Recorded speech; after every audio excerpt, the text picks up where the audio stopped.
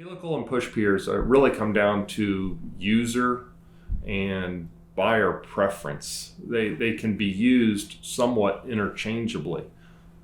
There is a difference between them, and a helical pier is typically installed with heavier equipment, say a skid steer or a mini excavator, even a smaller dingo, and they're hydraulically driven to a specific resistance. They don't necessarily hit full resistance or bedrock like you do with a push pier, which we'll get into, but they're just driven to meet specific pressure standards. The advantages of the helical pier is they're rather easy to install.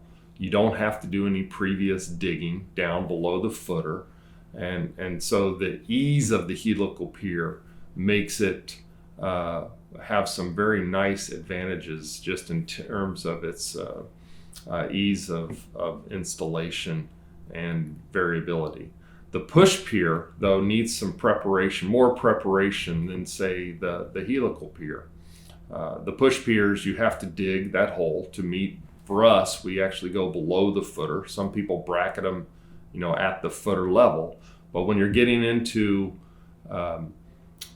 residential helical or push pier installation with the push piers, you do have to dig. For us, we go below the footer, and then we hydraulically drive segments in 2-foot increments down to specifically either bedrock or full resistance. So a helical pier, in a sense, may not go as deep as a push pier.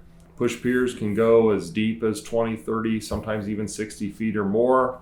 Typically, they're right around 20, 21 foot. But a helical pier may only be 7 to 8 to 10 feet for a typical installation around Kansas City.